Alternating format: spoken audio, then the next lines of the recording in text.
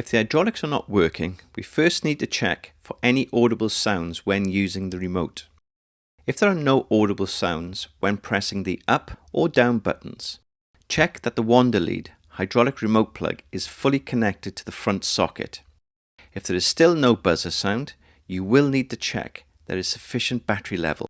To check this, see if the lighting comes on in the canteen area. If they do not illuminate, start the generator and leave running for the full 3-hour cycle to charge the battery. After 30 minutes of the generator running, the hydraulics should have enough power to operate.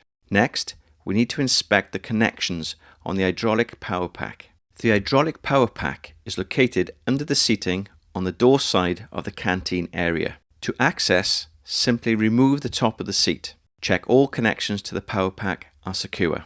Next, check hydraulic fluid level. If fluid level is low, a qualified engineer will need to look at the issue.